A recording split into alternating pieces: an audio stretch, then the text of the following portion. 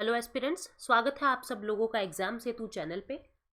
आज के सीरीज में देखिए हम लोग एक नई स्टार्टिंग करने जा रहे हैं जिसमें हम कॉन्स्टिट्यूशन के सभी आर्टिकल्स को डिस्कस करेंगे। बहुत छोटी सी सीरीज होगी जो आप लोगों के लिए बहुत ज़्यादा बेनिफिशियल होगी, बहुत ही ज़्यादा इफेक्टिव होगी, जो आपके वेरियस एग्जाम्स के अंदर काम आएगी और साथ में आप अपने संविधान को जान पाएंगे। हमारी सीरीज का नाम होगा जानो संविधान, जिसमें आज हम आर्टिकल नंबर 1 की बात करेंगे। इसके अंदर आर्टिकल 1 से आर्टिकल नंबर 395 सभी आर्टिकल्स को हम रोजाना डिस्कस करेंगे। आज के सेशन में आर्टिकल 1 को स्टार्ट करते हैं। मैं आप लोगों की एजुकेटर पायल गुप्ता। स्टार्ट करते हैं आर्टिकल 1। ठीक है, भारतीय संविधान जो 1949 में बनके तैयार हुआ था, 1949 में आपको पता है बनके तैयार हो गया था, लेकिन इसको कंप्लीटली हम लोगों ने लागू कब किया है? 1950 में पूरी तरीके से हमने इसको लागू किया है, इंप्लीमेंट किया है। तो इसके अंदर उस समय 1 से लेके 395 तक आर्टिकल्स थे। आज आप देखोगे तो इसके अंदर 468 प्लस आर्टिकल्स हैं। ऐसा नहीं है कि आर्टिकल्स की संख्या बढ़ गई है, हर आर्टिकल के सब सेक्शन बन गए हैं। जैसे आर्टिकल 39 के बाद आर्टिकल 39A भी बन गया है। तो इस तरीके से ये संख्या जो है वो बढ़ती जा रही है। हम समझ रहे हैं कि आर्टिकल 1 क्या कहता है। भारत का अनुच्छेद 1 ये कहता है, India that is Bharat shall be the union of state. संघ का नाम और उसके क्षेत्रों का नाम आर्टिकल 1 के अंदर लिखा हुआ है। क्या कहता है ये? भारत जो भारत है राज्यों का संघ होगा। ठीक है, तो यहां से आपको क्या बातें पता लगी?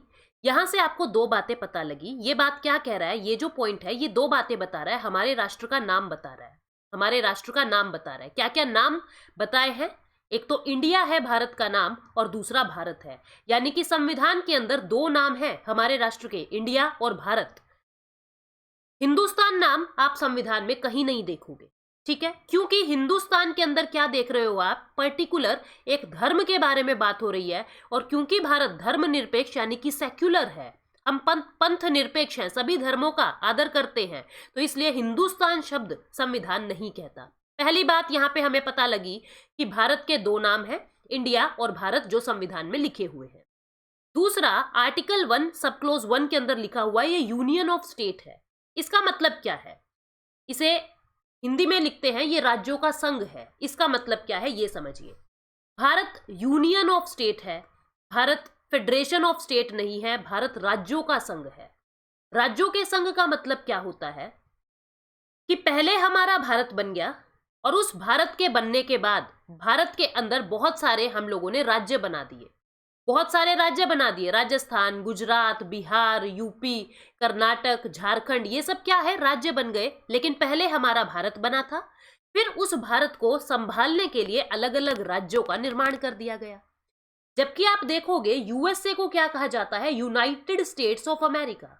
यूनाइटेड स्टेट्स ऑफ अमेरिका, वहां पे ये बात नहीं लिखी हुई कि यूनियन स्टेट्स ऑफ अमेरिका। ये यूनाइटेड और इस यूनियन का मतलब क्या है इसे समझिए। अमेरिका के अंदर आप देखोगे छोटे छोटे राज्य, जैसे कि टेक्सास, जैसे कि कैलिफोर्निया, ठीक है, जैसे कि न्यूयॉर्क, ये सब क्या है? ये फ्लोरिडा, अलग अलग राज्य, 50 अलग अलग 50 राज्य मिलते हैं। ठीक है, और वो 50 के 50 राज्य आपस में एक एग्रीमेंट साइन करते हैं कि हम सब मिलके एक अमेरिका बनाते हैं। कहने का मतलब क्या हुआ? अमेरिका में पहले राज्य बने और उन सब राज्यों ने मिलके यूएसए को बनाया। लेकिन इंडिया में क्या है? पहले इंडिया बना और फिर बाद में हमारे जो ये राज्य आज हम देखते हैं, उन राज्यों का निर्माण हुआ, उन राज्यों की बाउंड्री निर्धारित हुई। दूसरा, राज्यों के संघ के अंदर क्या बात छिपी हुई है? यूनियन ऑफ स्टेट क्या कहता है? जैसे आप देखोगे भारत के अंदर से, भारत के अंदर क्या होता है? आप एक राज्य के दो टुकड़े कर दो, तीन टुकड़े कर दो। जैसे कि आपने देखा कि आंध्र प्रदेश का एक नया टुकड़ा कर दिया गया, तेलंगाना। कौन सा? तेलंगाना, एक नया राज्य बना दिया आंध्र प्रदेश के टुकड़े करके। लेकिन अमेरिका के अंदर ऐसा नहीं हो सकता, वहां पे राज्यों का एग्रीमेंट है और उन राज्यों को नहीं तोड़ सकते। दूसरा डिफरेंस क्या है? हमारे राज्य हमारे भारत की बाउंड्री से बाहर नहीं आ सकते।